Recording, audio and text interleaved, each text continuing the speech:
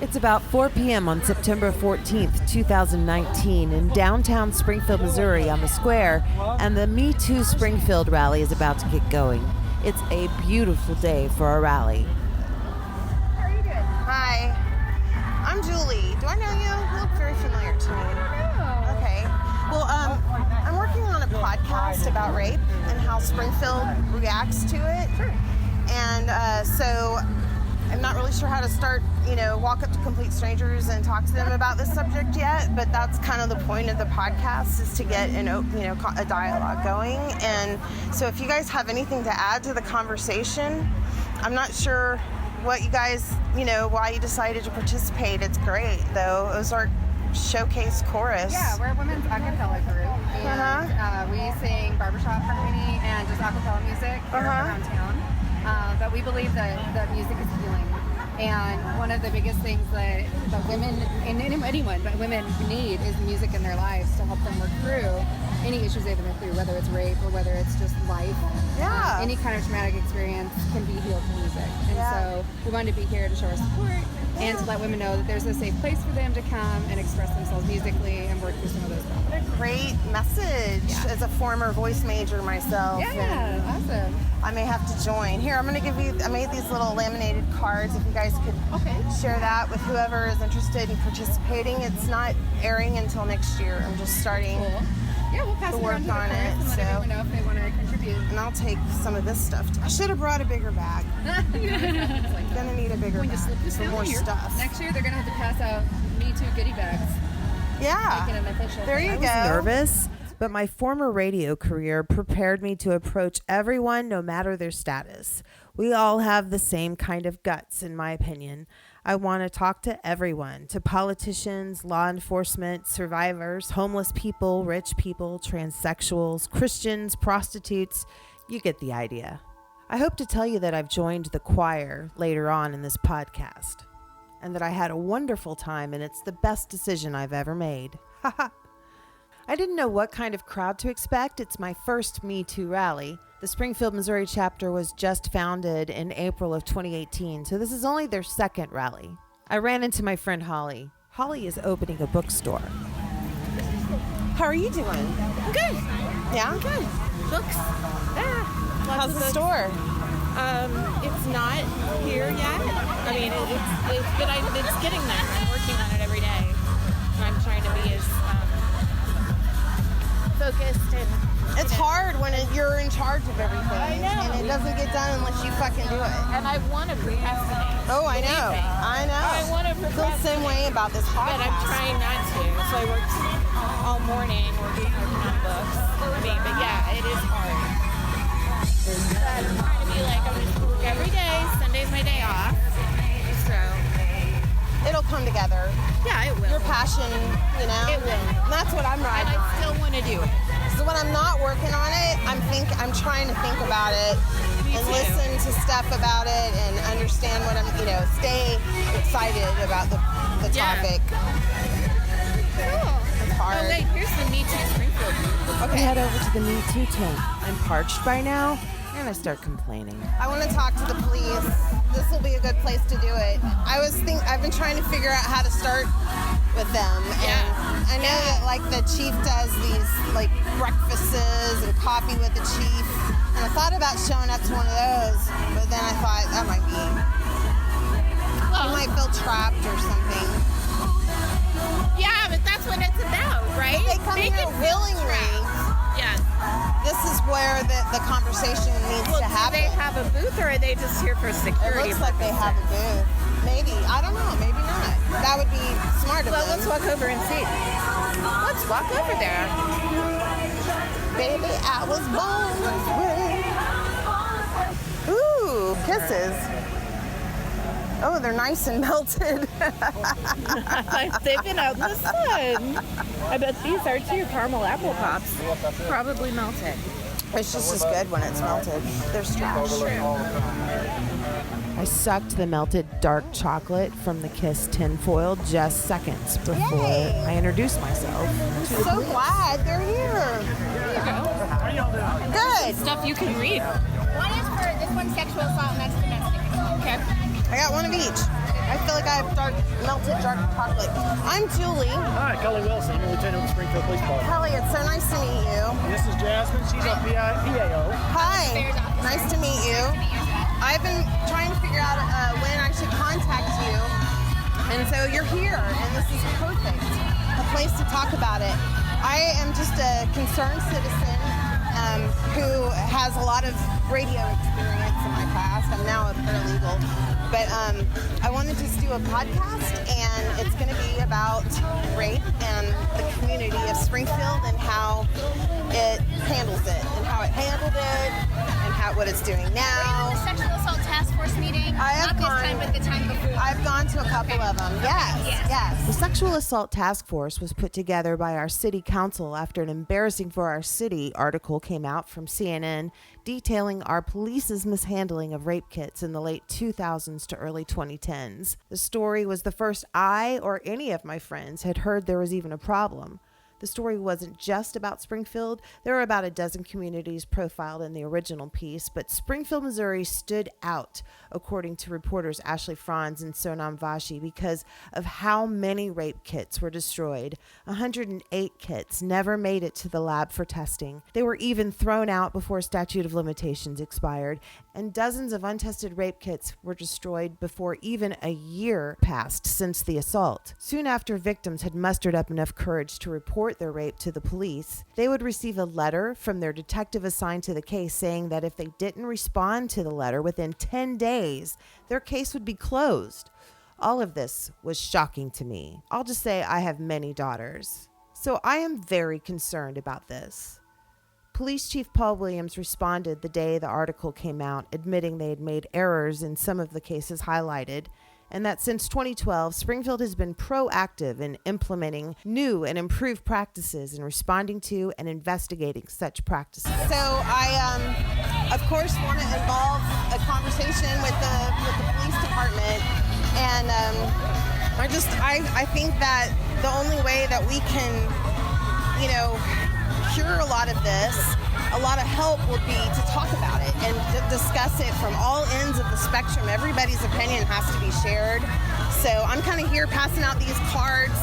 The hardest thing I've had time so far is getting survivors of rape to tell their stories, because I don't want to re-victimize them. Right.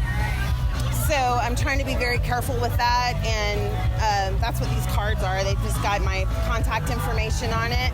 We'll start with Jasmine, because anything that we do, like media-wise or interviews, we start with Jasmine. She talks to the chief. The chief kind of decides he may want to talk about it with you.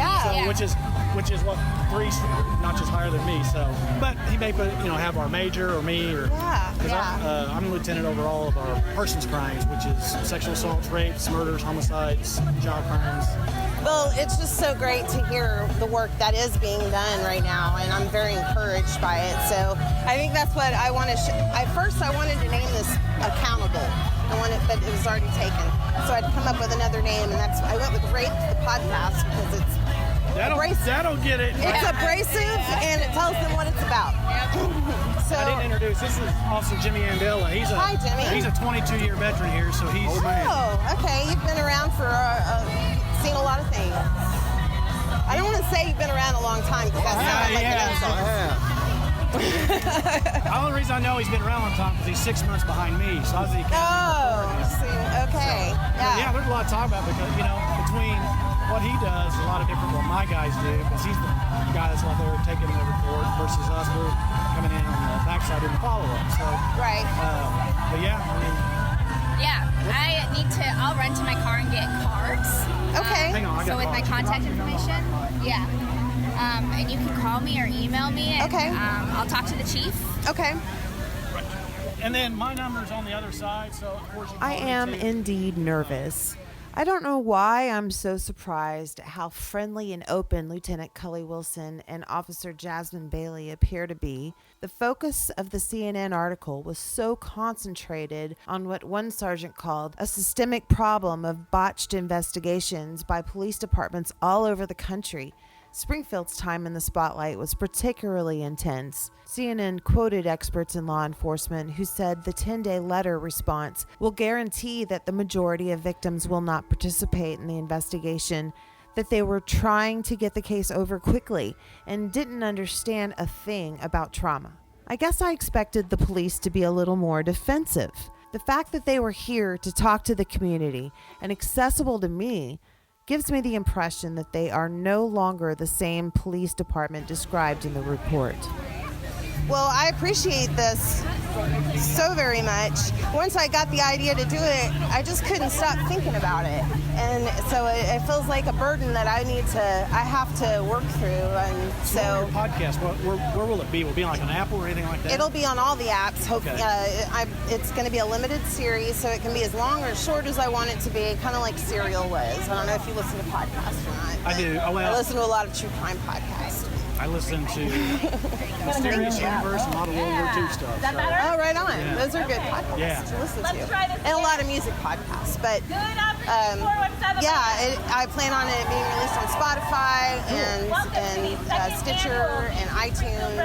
I've got a lot of friends who are doing podcasts. Everybody does podcasts nowadays. But this was one that I hadn't seen done. I have not seen the story of rape, and I hope nobody searches my search results on my computer because I'm like searching up sexual assault and stuff all the time. I'll tell you something else, and it's more on the domestic side, but they do see this lady right here is Jamie Willis. She runs our Family Justice Center. Hi, Jamie. And I'm Julie Blue. I'm doing a podcast. Oh, awesome. Nice to meet you. Nice to meet you. she's doing about rape, but Jamie is also a wealth of knowledge. She runs our Family Justice Center out of courts, where we have, basically it's a one-stop stop for victims. They come in, they can talk to the police, they don't have to talk to the police. They have advocates there, Harmony House. Well, I've seen how far everybody's come with domestic violence, and I see that happening right now with sexual assault. And so I would love to have that conversation, too, about how it evolved, because I know, like, 10 years ago it wasn't like that, and everything's just changed so quickly.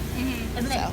But just keep her, she's great. She does. She answers all the questions over there, and they do a really good job. So. Okay.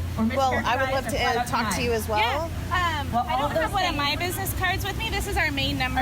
Okay. But if you just call and ask for Jamie, they'll transfer you over to me. Great. Okay.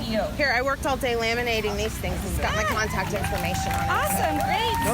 Thank you. It was nice to meet you too. And I liked your melted dark chocolate. I wasn't thinking about it would be in the sun, so it'll probably be a puddle of chocolate just later. as good melted as it is not That melted. is true.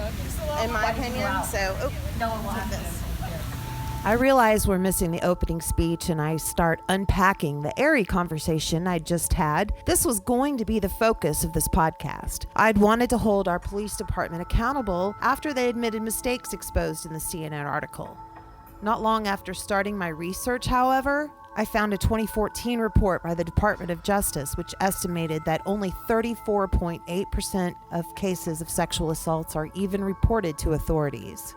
That's when I realized that this podcast needs to be about holding our community accountable. And here's where I ask for your help. If you're a sexual assault survivor, or a friend or a family member of a sexual assault survivor, I want to invite you to be a part of this conversation. You can remain anonymous and tell as much or as little as you can.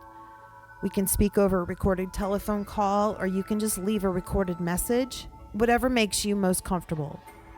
You can send an email to springfieldapc@gmail.com, text, or even call me. My phone number is 417-763-1382.